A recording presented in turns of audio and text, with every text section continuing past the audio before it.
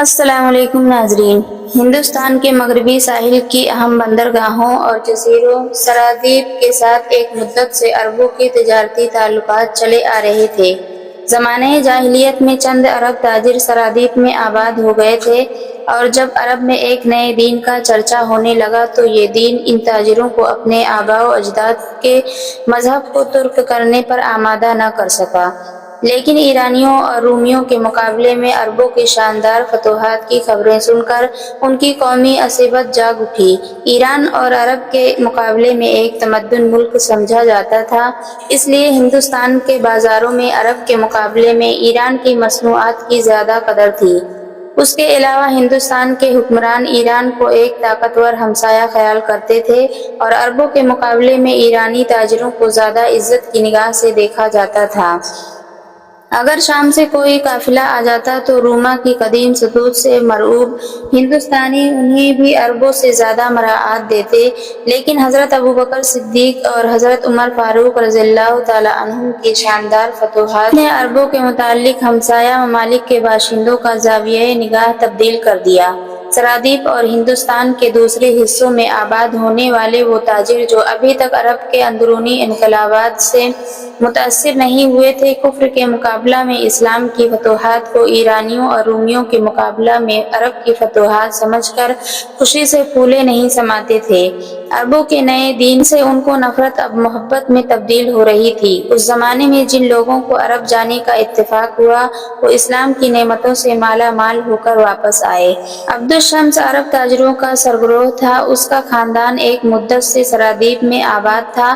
وہ اسی جزیرے میں پیدا ہوا اور اسی جگہ آباد ہونے والے ایک عرب خاندان کی لڑکی سے شادی کی۔ جوانی سے بڑھاپے تک اس کے بحری سفر بھی سرادیپ سے کٹھیاوار تک محدود رہے۔ اسے یہ بھی معلوم نہ تھا کہ عرب میں اس کے خاندان کے دوسرے افراد کون ہیں اور کس جگہ رہتے ہیں۔ دوسرے عربوں کی طرح وہ بھی مادر وطن کے ساتھ اس وقت دلچسپی لینے لگا جب یرموک اور قادسیہ میں مسلمانوں کی شاندار فتوحات کی خبریں دنیا کے ہر گوشے میں پہنچ چکی تھی۔ موجودہ راجا کے باپ کو انہیں خبروں نے عرب کے ایک گمنام تاجر کی طرف دوستی کا ہاتھ بڑھانے پر آمادہ کیا تھا۔ اس نے عبدالشمس اور اس کے ساتھیوں کو دربار میں بلایا اور بیش قیمت تحائف دے کر رخصت کیا۔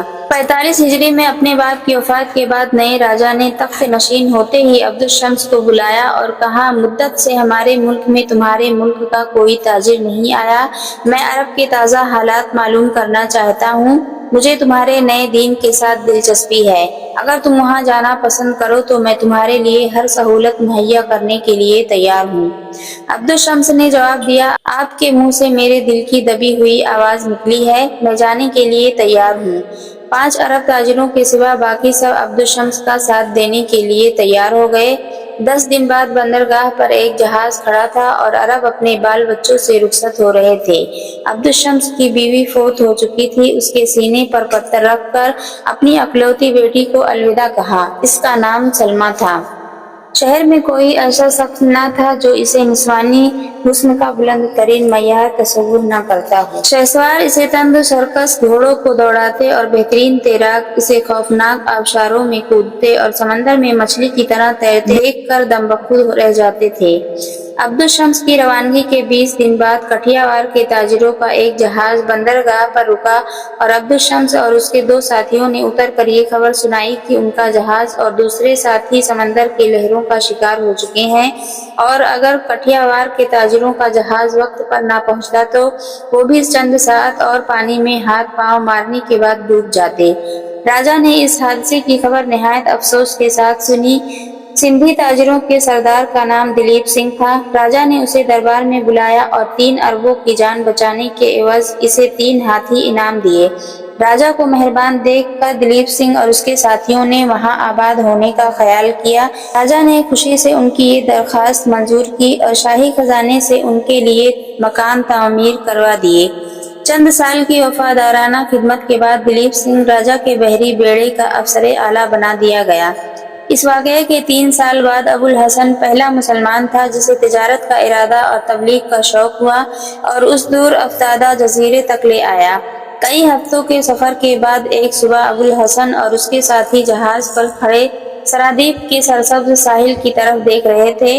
बंदरगाह के करीब मर्द, औरतें और बच्चे कश्तियों पर सवार होकर और चंद तैरते हुए लोग जहाज के इस्तकबाल को निकले। एक कश्ती पर अबुल हसन को जजीरे की सियाह फाम और नीम उरिया औरतों के दरमियान एक अजनबी सूरत दिखाई दी। उसका रंग सुर्ख व सफेद और शक्लो सूरत जजीरे के बाशिंदों से बहुत मुख्तलिफ थी। दूसरे कश्तियों से पहले जहाज के करीब पहुंचने के लिए वो अपनी कश्ती पर खड़ी दो तनोमंद मल्लाहों को, जो कश्ती के चप्पू चला रहे थे, डांट डपट कर रही थी। ये कश्ती तमाम कश्तियों को पीछे छोड़ती हुई जहाज के साथ आ लगी। लड़की ने अबुल हसन की तरफ देखा और उसने बेबाक निगाहों का जवाब देने के बजाय मुंह दूसरी तरफ फेर लिया। अबुल हसन के साथियों को भी औरतों का नीम उरिया लिबास पसंद न आया। हसीन लड़की ने जहाज वालों की बेइतनाई को अपनी तौहीन समझते हुए सरादीपी जुबान में कुछ कहा, लेकिन जहाज पर से कोई जवाब न आया। अचानक अबुल हसन ने किसी की चीखो पुकार सुनकर नीचे देखा। कश्ती से 8-10 गज के फासले पर वही खूबसूरत लड़की पानी में गौते खा रही थी और कश्ती वाले उसकी चीखो पुकार के बावजूद सख्त बेइतनाई से उसकी तरफ देख रहे थे। अबुल हसन ने पहली रस्सी की सीढ़ी फेंकी, लेकिन जब इस बात का इसे यकीन हो गया कि लड़की के हाथ पांव जवाब दे रहे हैं और वो सीढ़ी तक नहीं पहुंच सकती, तो वो अपने कपड़ों समेत समंदर में कूद पड़ा। लेकिन लड़की अचानक पानी में गायब हो गई और वो परेशान होकर इधर उधर देखने लगा। इतनी देर में बहुत सी कश्तियां जहाज के गर्द जमा हो चुकी थी और जजीरे के बाशिंदे कहकहे लगा रहे थे। अबुल हसन ने 3 मरतबा गौता लगाने के बाद दिलबर्दाश्ता होकर सीढ़ी की रस्सी पकड़ ली और वो जहाज पर चढ़ने का इरादा कर रहा था कि ऊपर से उसका साथी चिल्लाने लगा, वो उधर है, जहाज के दूसरी तरफ, वो डूब रही है, शायद किसी मछली ने पकड़ रखा है।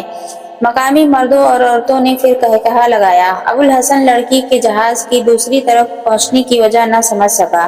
तशवीश और हैरानी के मिले जुले जज्बात के साथ उसने जल्द ही फिर गौता लगाया और जहाज के नीचे से गुजरता हुआ दूसरी तरफ पहुंच गया।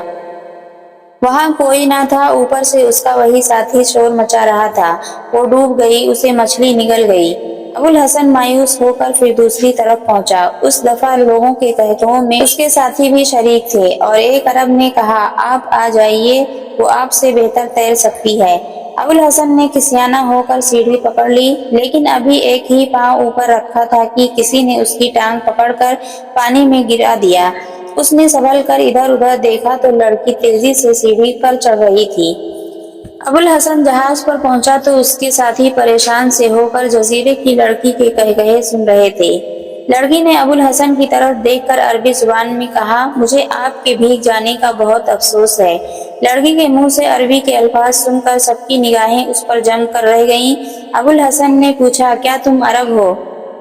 लड़की ने एक तरफ सर झुकाकर दोनों हाथों से अपने सर के बालों का पानी निचोड़ते हुए जवाब दिया, हाँ मैं अरब हूँ। एक मुद्दत से हम अरबों के जहाज की राह देखा करते थे।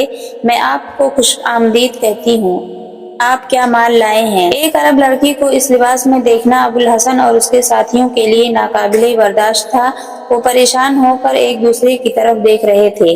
लड़की ने अपने सवाल का जवाब ना पाकर फिर पूछा, मैं पूछती हूँ, आप क्या माल लाए हैं? आप हैरान क्यों हैं? क्या अरब औरतें तैरना नहीं जानती? आप क्या सोच रहे हैं? अच्छा मैं खुद देख लेती हूँ। अबुल हसन ने कहा, ठहरो, हम घोड़े लाए हैं, मैं तुम्हें खुद दिखाता हूँ। लेकिन मैं हैरान हूँ कि इस जजीरे के अरब अभी तक ज़माने जाहिलियत के अरबों से बदतर जिंदगी बसर कर रहे हैं। क्या उन्हें इंसानों का सा लिबास पहनना और मर्दों से हया करना किसी ने नहीं सिखाया? लड़की का चेहरा गुस्से से सुर्ख हो गया। उसने जवाब दिया, क्या ये इंसानों का लिबास नहीं? नहीं, मालूम होता है तुम्हारे घर तक इस्लाम की रोशनी अभी तक नहीं आई। ये कहकर अबुल हसन ने एक जुब्बा उठाया और लड़की के कंधों पर डालकर बोला, अब तुम हमारा जहाज देख सकती हो। नाजरीन हजरात, आगे का हिस्सा देखने के लिए, सुनने के लिए आप लोग लगे रहें और मेरे चैनल को सब्सक्राइब करें, लाइक करें वीडियो को। शुक्रिया।